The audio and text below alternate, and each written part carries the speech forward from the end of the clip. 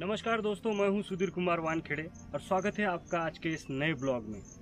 आज हम छत्रपति शिवाजी महाराज जी की डॉक्यूमेंट्री बनाने वाले हैं। हम सभी जानते हैं दोस्तों, जो इंसान चतुराई, बहादुरी और बेवकूफ़ी इन तीनों की बीच की लकीर को जानता है, वो इतिहास में सुनहरे अक्षरों में अपना नाम दर्ज करता है। छत्रपति शिवाजी महाराज उन्हीं में से एक है जो इस लकीर को जानते थे। इन्होंने अपने जीवन में कृष्ण की तरह लोगों को गाइड भी किया और अर्जुन की तरह युद्ध भी किया।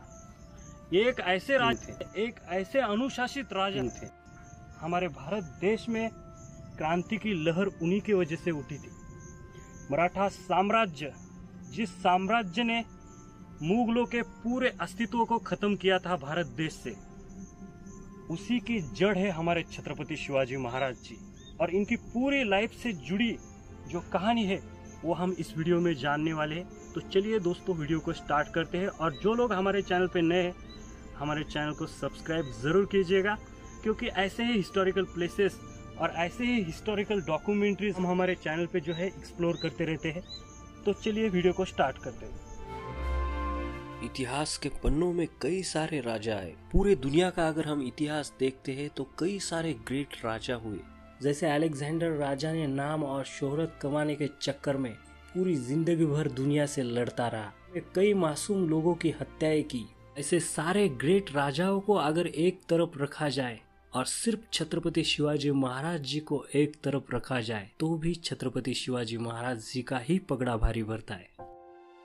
वो कोई राजघराने से पैदा नहीं हुए थे। उन्होंने अपना खुद का स्वराज्य स्वयं स्थापित किया और उनकी जनता ने उन्हें शिवाजी से छत्रपति शिवाजी महाराज बनवाया। और सत्ता के चक्कर में अपने पूरे जीवन काल में कभी भी इन्होंने किसी पर अन्याय नहीं किया।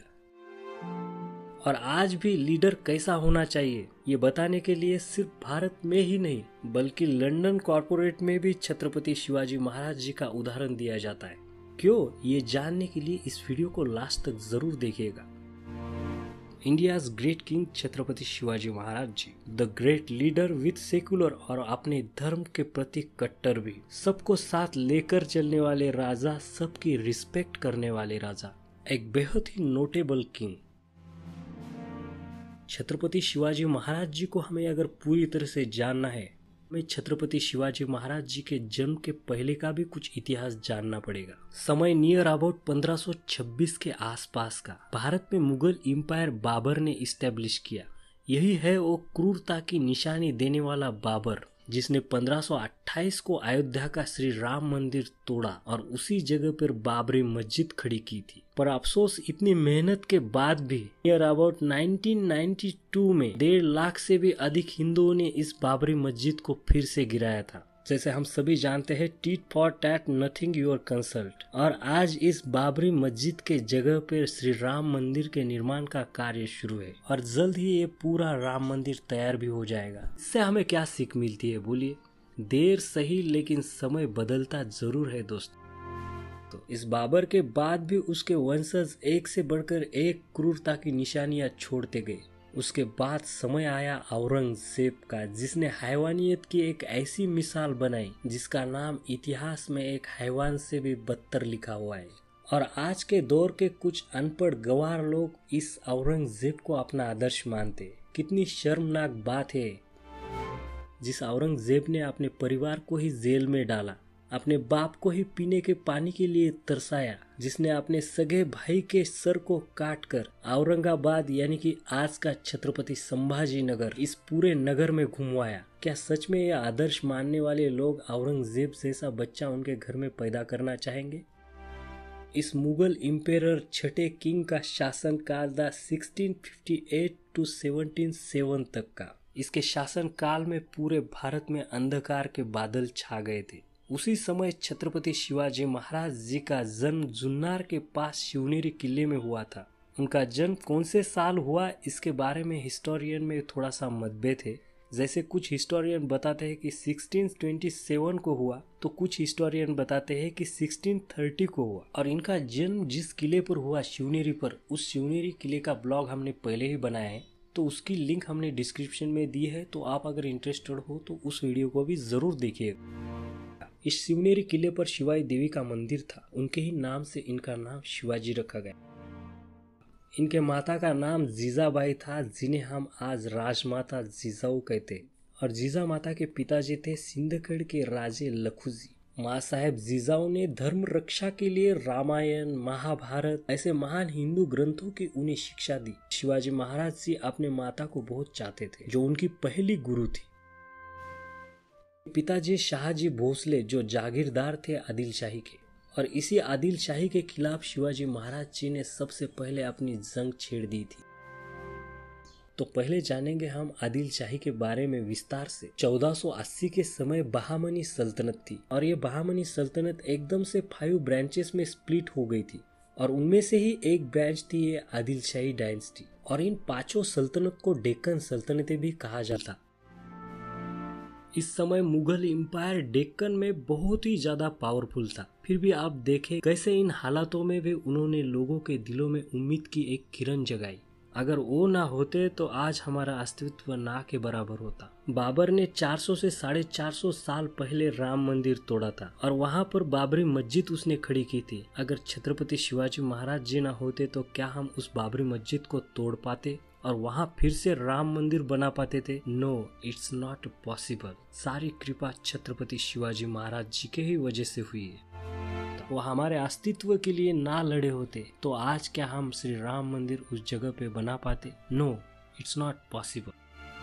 छत्रपति शिवाजी महाराज जी ने अपने साम्राज्य की पहले ही जड़ें अगर मजबूत ना की होती तो क्या आगे चल के मराठा साम्राज्य की रानी अहिल्याबाई होलकर हिंदू धर्म के सारे ज्योतिर्लिंगों का पुनर्निर्वहन कर पाती थी? क्या ये पॉसिबल था? अगर छत्रपति शिवाजी महाराज जी ना होते तो इट्स नॉट पॉसिबल। ये हुआ है छत्रपति शिवाजी महाराज जी ने जलाई जोत की वजह से।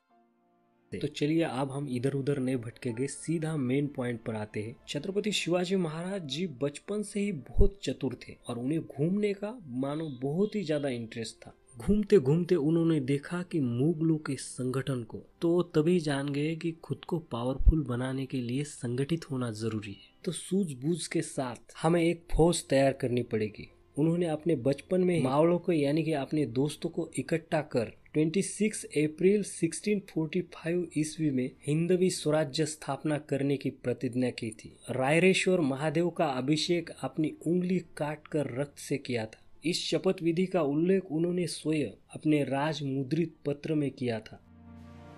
वो एक बहुत ही डिप्लोमेटिक, सेकुलर और पावरफुल लीडर भी थे। उनके पूरे जीवन काल में कभी भी किसी धर्म का विरोध नहीं किया था। उन्होंने सिचुएशन के अनुरूप कैसे बदलना है, कब डटे रहना है और कब नम लेना है, ये वो भली भांति जानते थे। उन्होंने पहले ही कहा था कि हमारा हिंदवी स्वराज्य सेकुलर स्वराज्य होगा, कोई भी भेदभाव हमारे स्वराज्य में नहीं होगा। कैसे उन हालातों में उम्मीद की किरण उन्होंने जगाई होगी, क्या कभी सोचा है आप? समय नियर अबाउट 1647 का। बाल शिवबा राजे की उम्र नियर अबाउट 15 साल की होंगी। आज के 15 साल के बच्चों के हाथ से दूध का ग्लास भी नहीं छूटता। इस उम्र में उन्होंने तोरना किले पर अपनी पहली जीत का भगवा लहराया था। इस समय इस फोर्ट का कमांडर था इनायत खान। इस समय उसने देखा था शिवाजी महाराज जी की संगठित सेना को। उनका कुशल वक्तव्य, यहाँ बिना लड़े ही सिर्फ अपनी चतुराई और ग्रेट लीडरशिप के बदौलत जीत हासिल की थी उन्होंने, और स्वराज्य के तोरण को सजाया था। उसके बाद उन्होंने कोंढाना किला, सकान फोर्ट, इन किलों पर भी चतुराई से जीत हासिल की थी। इस समय आदिल शाही ने उन्हें ज्यादा सीरियस नहीं लिया था, पर उन्हें ये नहीं पता था कि ये छोटी सी भूल आगे चल के उनके मुगल साम्राज्य को निस्ता नाबूद कर देगी। इस समय शाहजी राजे को आदिल शाही का प्रेशर आया। तब शाहजी राजे ने शिवाजी महाराज जी को काफी समझाया, पर शिवाजी राजे नहीं माने। समय नियर अबाउट 1647 टू 1648। तब ये बात मोहम्मद आदिल शाह को पता चली। तब सबसे पहले उन्होंने शाहजी भोसले को जेल में डाल दिया। फिर शिवाजी महाराज जी ने सोचा कि हम ऐसे गंभीर नहीं रह सकते, सिचुएशन के हिसाब से खुद को बदलना होगा, नहीं तो हमारे परिवार पे एक बहुत बड़ा संकट आ सकता है। तो फिर उन्होंने फैसला किया कि हम अभी शांत रहेंगे, और शांति से उन्होंने मराठा आर्मी को बढ़ाना शुरू किया। फिर लगे वो लोगों को जोड़ने। फिर समय नियर अबाउट 1649 टू 1655। ये समय था छत्रपति शिवाजी महाराज बेहद शांत थे। आफ्टर 6 ईयर नियर अबाउट 1656 को उनके पास एक बहुत ही पावरफुल मराठा आर्मी थी। आज हम जिसे रायगढ़ किले के नाम से जानते हैं वो एक समय में रायरी की पहाड़ी के नाम से पहचाना जाता था। उस समय उन्होंने इस पहाड़ी को जीत लिया और इस जगह पर एक भव्य किले के कंस्ट्रक्शन के कार्य को शुरू किया था, जो कि उस समय के मराठा एम्पायर के बांधकाम प्रमुख थे हिरोजी इंदुलकर। उन्होंने इस वीरान जगह को एक भव्य स्वरूप दिया था और ये कंस्ट्रक्शन नियर अबाउट 1656 टू 1670 तक चला था। शिवाजी महाराज जी मैरिटल अलायंस पर भी विश्वास रखते थे। शादी करो और पावरफुल फैमिली से जुड़ जाओ। समय नियर अबाउट 1657 के आसपास का। इस समय मुगल और आदिल शाही के बीच अनबन थी। तब महाराज ने मुगलों को सुझाव किया कि आपका दुश्मन हम कंट्रोल में रखेंगे और उस समय औरंगजेब ने भी शिवाजी महाराज जी का समर्थन किया था। तब शिवाजी महाराज जी ने मानो आदिल शाही के नाक में दम ही कर दिया था। फिर समय आया 5 सितंबर 1659 के आसपास का। राजे संभाजी महाराज जी का भी जन्म हुआ था। उस समय महाराज ने बीजापुर पर अटैक किया था और धन संपत्ति से अपनी तिजोरी भर दी। इसी धन संपत्ति से महाराज ने डेक्कन में कई सारे किलों का निर्माण शुरू किया। 1658 के बाद महाराज बेहद ही पावरफुल हुए थे। उनके एक शब्द के लिए लोग अपनी जान तक देने को तैयार थे। समय नियर अबाउट 1659 का। तो शिवाजी महाराज जी का खौफ जो है आदिल शाही के दिलों में बैठ गया था। अब वो बहुत ही ज़्यादा परेशान हो गए थे। उस समय आदिल शाह की जो मदर थी उन्होंने एक बीड़ा रखा शिवाजी महाराज जी को मारने का। उसमें उन्होंने कई सारे तोहफे रखे, जो भी ये बीड़ा उठाएगा उसके लिए वो तोहफे थे। लेकिन कोई भी सरदार तैयार नहीं था, क्योंकि शिवाजी महाराज जी का जो खौफ था वो बहुत ही ज़्यादा बढ़ गया था। उस समय आदिल शाह का एक क्रूर सरदार था जिसका नाम है अफजल खान, जिसका जिक्र जो है बहुत सारे किताबों में किया हुआ है। बहुत सारी डॉक्यूमेंट्रीज हमें इसके ऊपर मिलती है। उसने कितने मंदिर तोड़े हिंदुओं के, कितना अत्याचार किया। बहुत ही अत्याचारी ये सरदार था, उसने ये बीड़ा उठाया। अफजल खान एक बहुत ही अंध श्रद्धालु था। वो कोई भी कार्य करने जाता उसके फकीर से जरूर पूछता और उस समय उसके फकीर ने उसे बताया था कि तू शिवाजी महाराज को मारने जाएगा लेकिन खुद ही मर जाएगा। अफजल खान एक बहुत ही साइको किस्म का आदमी था। जैसे उसके फकीर ने उसे बताया कि उसकी मौत हो जाएगी, उसने सोचा कि उसे 60 से भी ऊपर बीबियां है तो उन पत्नियों का क्या होगा। तो कहा जाता है कि 63 वाइफ्स को उसने कुएं में ढकेल के मार दिया था और कहा जाता है कि उनमें से भी कुछ पत्नियां भागने में सफल हुई थी और उन 63 पत्नियों की कब्रें आज भी मौजूद है। उस समय वो छत्रपति शिवाजी महाराज जी को मारने के लिए प्रतापगढ़ की तरफ बढ़ने वाला था। उसने मुहिम शुरू की। उस समय उससे पहले जो है इस मुहिम में तुलजापुर का मंदिर लगा, उसने तुलजापुर का मंदिर तोड़ा। उसके बाद वो फिर से आगे बढ़ा। आगे बढ़ने के बाद पंढरपुर को आया। वो पंढरपुर का मंदिर तोड़ने के लिए वो आगे बढ़ा। उस समय पंढरपुर के कुछ भक्तगण थे, उन्होंने विठुराया की मूर्ति जो है वो छुपा रखी थी। इसी वजह से विठुराया की मूर्ति जो है अफजल खान भग्न नहीं कर पाया था उस समय। और इस बारे में जो है एक वीडियो हमने पहले ही बनाया है, उसके डिस्क्रिप्शन में लिंक दी है तो उसे भी आप देखिएगा।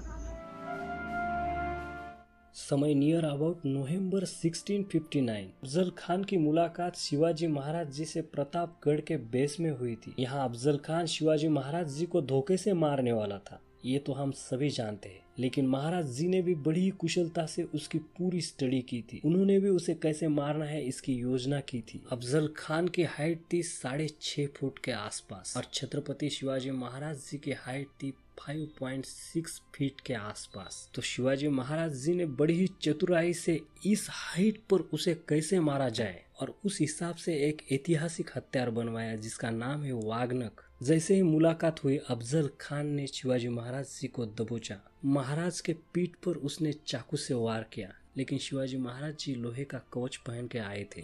उसी समय वो कुछ और करता। उसी समय शिवाजी महाराज जी ने अपने वाघ नखों से उसके पेट को पूरी तरह से फाड़ दिया। ऐसे ही अफजल खान चिल्लाया, उसका अंगरक्षक सैयद बंडा भीतर आया और वो शिवाजी महाराज पर वार करने आने ही वाला था। तब शिवाजी महाराज जी का भी अंगरक्षक वहां था, जीवा महाले, और उसने उसी समय सैयद बंडा को काट डाला और बाहर खड़ी मराठों की सेना ने अफजल खान की सेना को दौड़ा दौड़ा कर मारा। और इस वजह से महाराष्ट्र के अलग अलग प्रांतों से शिवाजी महाराज जी से लोग जुड़ने लगे और दिन ब दिन उनकी सेना और पावरफुल बनती गई। उनकी सीख हमेशा कुछ नियमों के अंडर काम करने की रही, जैसे हत्याकांड कोई नहीं चलाएगा, सारे धर्मों की रिस्पेक्ट की जाए। इस वजह से तो उनकी सेना में कई सारे मुस्लिम सैनिक भी थे और उन सैनिकों ने उनके लिए जान तक दी थी। He is a very secular king, और यही उनकी सोच उनकी महानता को बढ़ाती है। पर आज कुछ पॉलिटिशियन सिर्फ सत्ता के लिए इस महापुरुष के नाम का इस्तेमाल करते हैं और सिर्फ एक पर्टिकुलर व्यू से उनकी प्रतिमा को लोगों के सामने लाने की कोशिश कर रहे हैं। पर दोस्तों, आप समझदार हो, ऐसे दोगलो लोगों की बिल्कुल बातें ना सुने। खुद महाराज के इतिहास को पढ़े, उन्हें अच्छे से समझे, क्योंकि उनके इस सेकुलरिज्म पर कई सारे बुक्स भी आज मौजूद है। फिर समय आया नियर अबाउट 13 जुलाई 1660 के आसपास का। पवन खिंड की लड़ाई हुई। मराठा सरदार बाजी प्रभु देशपांडे और आदिल शाही के सिद्दी मसूद के बीच में महाराष्ट्र स्टेट के कोल्हापुर जिले के पास विशालगढ़ के नजदीक एक दर्रे में लड़ाई हुई थी। यहाँ बाजी प्रभु देशपांडे जी को वीरगति प्राप्त हुई थी। और उसी समय 1660 के ही आसपास चक्कन की भी लड़ाई हुई थी। और उसके बाद 2 फरवरी 1661 को अंबर खिंड का भी युद्ध हुआ था। ये लड़ाई मुगलों के सरदार करतलब खान के साथ हुई थी। ऐसी कई सारी लड़ाइयां मराठा आर्मी ने लड़ी थी। फिर समय आया नियर अबाउट 1663 के आसपास का। अब मराठा आर्मी ने आदिल शाही के साथ मुगलों को भी परेशान कर दिया था। अब 24 घंटों मुगलों के भी मंत्री छत्रपति शिवाजी महाराज जी को कैसे मारा जाए, इसके बारे में सोचने लगे थे। अब मानो सारे मुगलों के जहन में खौफ पैदा किया था उन्होंने अपने नाम का। तो अब खतरा भी तो बढ़ने वाला था। उस समय मुगल और आदिल शाही एक हो गई। समय नियर अबाउट 1663 के आसपास शाहिस्ता खान मुगलों की तरफ से जब पुणे शहर में आया तो शाहिस्ता खान लगभग 1 लाख सेना लेकर पुणे शहर में आया था। उसने पुणे वासियों पर बहुत सारा अत्याचार किया, बच्चों बूढ़ों किसी को नहीं छोड़ा उसने। और वो पुणे शहर में आने के बाद लाल महल में रुका। और लाल महल को जो है छत्रपति शिवाजी महाराज जी बहुत ही अच्छे तरह से जानते थे, क्योंकि उनका बचपन जो है इस लाल महल में गुजरा था। शाहिस्ता खान पूरे शहर में आतंक कर रहा था। उस समय महाराज पन्नागढ़ के वेड़े से छूट कर आए थे। जैसे ही इस शाहिस्ता खान के पुणे वासियों पर हुए अत्याचार के बारे में उन्हें पता चला, तभी उन्होंने शाहिस्ता खान को सबक सिखाने का फैसला किया। उन्होंने सोचा डायरेक्ट सेना लेकर जाना बेवकूफ़ी होगी, हम अटैक रात के समय में करेंगे। उन्होंने एक योजना बनाई। 6 अप्रैल 1663 को महाराज प्रतापगढ़ से पुणे की तरफ निकले। सिर्फ 2000 सैन्य थे उनके पास। इन 2000 सैनिकों में से 400 सैनिक महाराज खुद अपने साथ ले गए और बाकी सैनिक मावड़े नेतूजी और मोरोपंत के साथ गए थे। फिर महाराज पुणे शहर के अंदर आए। उस समय रमजान का महीना था। पहारेकरी उपास छोड़कर गहरी नींद में सो रहे थे। जैसे ही महाराज अंदर जा रहे थे, वहाँ के पहारेकरियों ने उन्हें रोका था, पर महाराज ने भी बड़ी कुशलता से कहा कि मैं खान का ही आदमी हूँ। तो खान की सेना में उस समय कई सारे मराठी सैनिक भी थे। इस वजह से उन्होंने विश्वास पकड़ लिया और उन्हें अंदर जाने दिया। जैसे ही महाराज और उनके 400 सैनिक अंदर गए, उन सभी ने मुगलों को काटना शुरू किया। उस अंधेरे में सिर्फ तलवारों की गूंज सुनाई दे रही थी। यह आवाज खान तक पहुंच गया। तब खान कुछ औरतों के साथ रंगरलियां मना रहा था। वो इतना घबरा गया था कि उन्हीं औरतों ने उसे छुपा दिया था। उस समय मराठा सैनिकों के हाथों शाहिस्ता खान का बेटा फतेह खान मारा गया। और जैसे ही महाराज अंदर आए, महाराज ने जोर से तलवार घुमाई, लेकिन महाराज की तलवार उस पर्दे के ऊपर से ही चली गई। ऐसा लगा मानो शाहिस्ता खान का सर ही काट दिया हो, लेकिन उस पर्दे के बहुत पीछे छुपा था शाहिस्ता खान। फिर क्या, शाहिस्ता खान बहुत ही जोर से भागने लगा। वैसे ही शाहिस्ता खान उस खिड़की से भागा। उसी समय महाराज ने तलवार जोर से घुमाई, लेकिन उस समय शाहिस्ता खान की सिर्फ 3 उंगलियां ही काट दी गई थी। लेकिन उस समय उस लाल महल के इर्द गिर्द बहुत भीड़ हुई। सारे सैनिक सिंहगढ़ की तरफ भाग गए। तब शाहिस्ता खान डर के मारे औरंगजेब के पास आया। तब औरंगजेब ने उसकी नाकामी देखकर उसे पनिश भी किया था। फिर समय आया नियर अबाउट 1664 के आसपास का। शिवाजी महाराज जी ने सूरत पर भी आक्रमण किया था। तब सूरत का कमांडर था इनायत खान। इस सूरत के अटैक के बाद तो मानो औरंगजेब के पैरों के तले की जमीन ही खिसक गई। वो गुस्से से बेहाल हो गया था। तब उसने मुगल साम्राज्य के सेनापति राजपूत शासक जयसिंह को 15,000 सैनिक लेकर महाराज पर अटैक करने के लिए भेजा। समय नियर अबाउट 11 जनवरी 1665 का। उसने घेराबंदी की। समय आया एक सच्चे योद्धा के चतुराई का। जब जयसिंह ने किले को घेर लिया था, उस समय उस किले के अंदर कई सारे फैमिली थी, कई सारे छोटे छोटे बच्चे भी थे। और यहाँ से महाराज से हमें एक सीख मिलती है। शिवाजी महाराज जी एक डिप्लोमेटिक इंसान थे। वक्त के साथ कब कैसे बदलना है वो अच्छी तरह से जानते थे। इस समय महाराज लड़ाई भी कर सकते थे, पर उस समय किले पर कई सारे फैमिलीज थी, बच्चे बूढ़े लोग थे। तब उन्हें लगा कि समझौता करना ही बेहतर होगा। तब जयसिंह ने महाराज जी से कहा, तुम औरंगजेब पर अटैक मत करो और उनके साथ समझौता करो। इस समझौते के तह में औरंगजेब ने महाराज से 23 किले लिए थे। अब इस समय महाराज के पास सिर्फ 12 ही किले रह गए थे। साथ ही महाराज को कंपोजिशन भी दिया था 4 लाख गोल्ड कॉइन्स यानी कि पगोड़ा। इस समझौते ने मानो मराठा एम्पायर टूट सा गया था। अभी आपके जहन में ये सवाल आया होगा कि उस समय मराठा एम्पायर तो बहुत स्ट्रांग था, तो फिर ये समझौता क्यों? तो मैं आपको बता दूं, मुगल एम्पायर भी उस समय बहुत स्ट्रांग हो गया था। उन्होंने उस समय काफी सेना को जोड़ लिया था। मैंने आपको पहले ही बताया कि महाराज को भली भांति ज्ञात होता था कि कौन से समय में क्या करना है। एक बेहद ही कुशल लीडर थे वो। एक राजा का निर्णय प्रजा के हित में होना चाहिए, चाहे वो जैसा भी हो, इसे मानने वाले राजा थे हमारे महाराज। अब इस समझौते के बाद औरंगजेब को लगा कि महाराज उसके अंडर में काम करेंगे। समय नियर अबाउट 1666 के आसपास उन्हें औरंगजेब की तरफ से न्योता आया। तब नियर अबाउट 8 से 9 साल के थे संभाजी महाराज। यहाँ औरंगजेब ने बड़ा ही षड्यंत्र किया था। उसने पहले ही सोच रखा था यहाँ शिवाजी महाराज जी को बंदी बनाएंगे और अफगानिस्तान को भेज देंगे।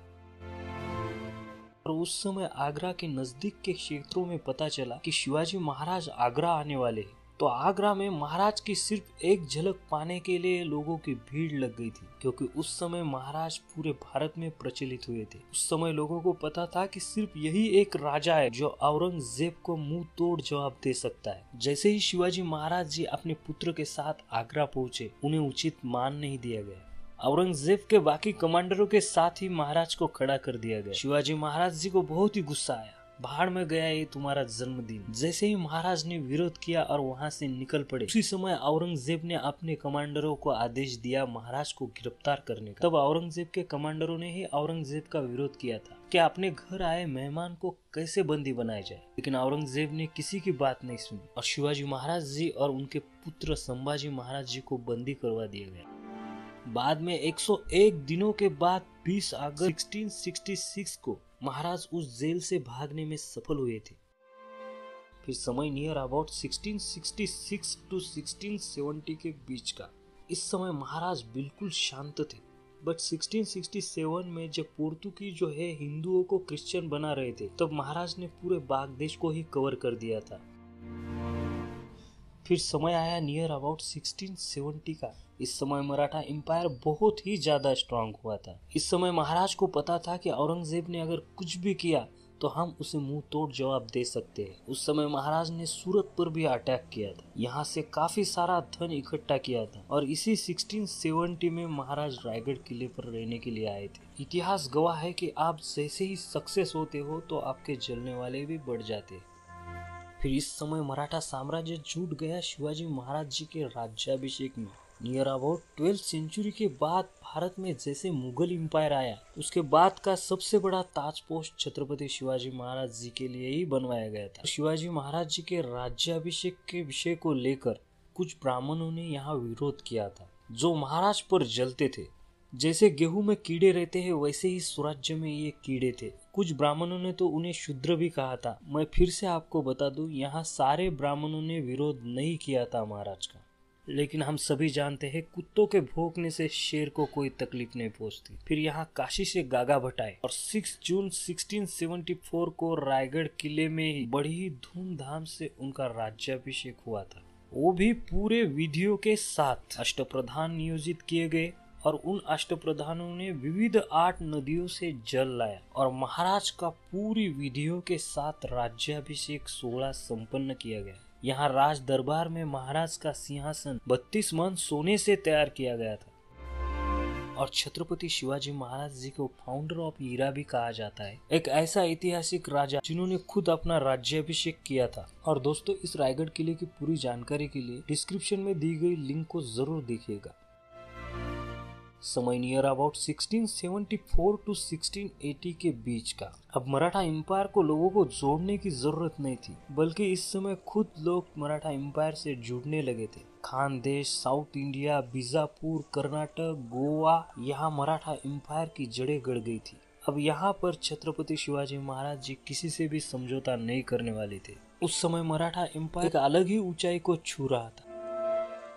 समय आया 1680 का। इस समय शिवाजी महाराज जी बहुत बीमार थे। काफी वैद्यों ने उनका इलाज किया, फिर भी वो ठीक नहीं हुए। उस समय मराठा एम्पायर पर काले बादल छा गए थे। तारीख आई 3 to 6 अप्रैल के बीच की। कुछ हिस्टोरियन में थोड़ा सा मतभेद है इस तारीख को लेकर। उन्होंने 1680 में उनके राजवाड़े में ही अपनी अंतिम सांस ली थी। इस समय उनकी उम्र नियर अबाउट 50 to 52 ईयर के आसपास थी। बहुत ही कम उम्र में उनकी मौत हुई थी। इसके बाद अगर महाराज 10 या 20 साल भी और जिए होते ना, तो शायद इतिहास के सारे पन्ने बदल चुके होते। ये ब्रिटिश एम्पायर भारत में कभी भी इस्टेब्लिश नहीं होता। महाराज के मृत्यु के पश्चात मराठा साम्राज्य कुछ समय तक मानो टूट सा गया था। और दोस्तों, मराठा साम्राज्य की पूरी हिस्ट्री जानने के लिए डिस्क्रिप्शन में दी गई लिंक को जरूर देखें। Chhatrapati Shivaji Maharaj ji great leader with secular king थे और अपने धर्म के प्रति कट्टर भी थे। सही के साथ सही और गलत के साथ गलत, ऐसा फंडा था उनका। उस समय रिलीजियन पॉलिसी बहुत मजबूत थी। औरंगजेब के साथ भी एक किस्सा हुआ था जो मैं आपको बता दूं। औरंगजेब ने जजिया टैक्स के फरमान को जारी किया था और सबको कहा कि इस टैक्स पॉलिसी को सबको फॉलो करना पड़ेगा। लेकिन छत्रपति शिवाजी महाराज जी ने उसे उस समय पत्र लिखा था कि तुम्हारी ये पॉलिसी बिल्कुल गलत है। ऐसे थे हमारे छत्रपति शिवाजी महाराज जी। तो ये छत्रपति शिवाजी महाराज जी की डॉक्यूमेंट्री जो है यहीं पर एंड होती है। बहुत सारा टॉपिक जो है हमने छोड़ा है क्योंकि वक्त का दायरा है। छत्रपति शिवाजी महाराज जी की हिस्ट्री बहुत बड़ी है दोस्तों, लेकिन जितने भी हो सके हमने इस वीडियो के माध्यम से एक्सप्लेन की है। तो ये वीडियो अगर आपको अच्छा लगे तो वीडियो को लाइक और हमारे एस कुमार व्लॉग चैनल को सब्सक्राइब ज़रूर कीजिएगा। तो मिलते हैं ऐसे किसी नए वीडियो में, तब तक के लिए नमस्ते, बाय बाय, राम राम, जय शिवराय।